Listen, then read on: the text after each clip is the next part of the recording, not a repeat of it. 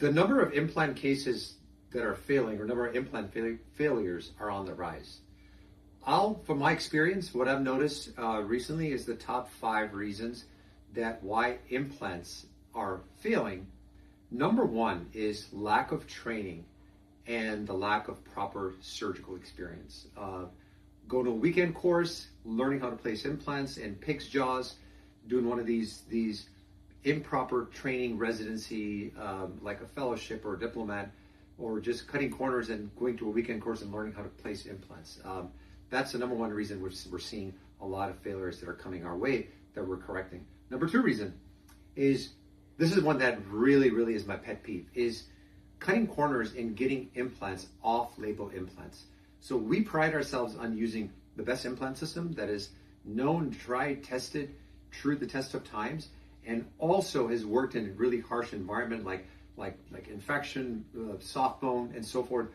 Because we use the best implant system or systems, we work with multiple systems, we don't use anything off-label.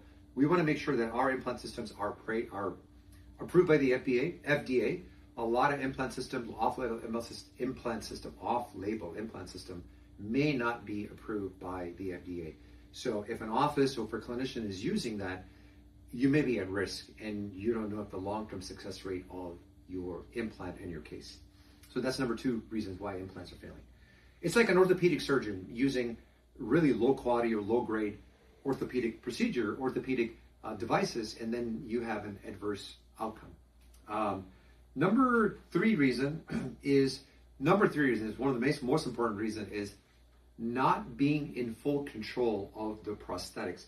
When I say the prosthetics, is like the surgery day teeth, the teeth that you get on the day of the surgery that you can make in-house versus outsourcing it to an outside lab.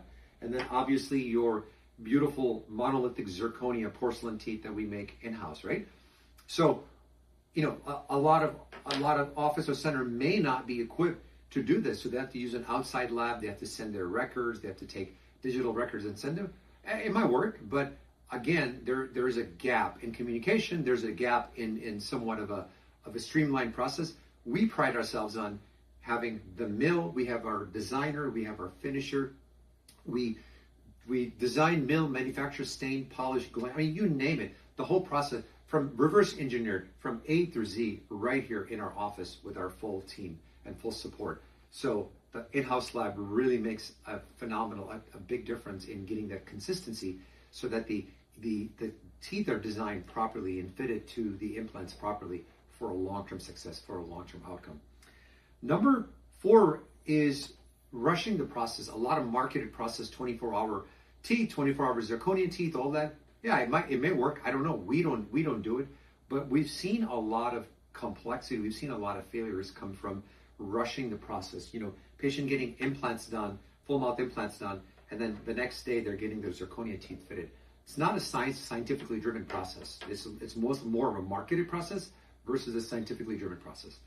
Last but not least is not assessing risk, the risk management. Anytime we do something, we do a risk management of the case in terms of surgical risk, prosthetic risk, aesthetic, everything. We look at the big picture, and then we evaluate the case, and then we present the treatment and let the patient know if they're a good candidate or going to attain a good outcome. Again, the outcome, our success rate is in above 98% success rate. If you look at the big picture, like if you take an average of all the thousands of cases we've done, but again, that comes through years, that comes through decades. So, patients that are washing it and then you're always fixated on the cost, somebody might be offering a very low price, but again, where are those 5 factors come in? Lack of training, off-label implants, not having an in-house lab, rushing the process potentially, and not using proper techniques and materials, and not taking risk into consideration and rushing the case can cause a lot of adverse problem.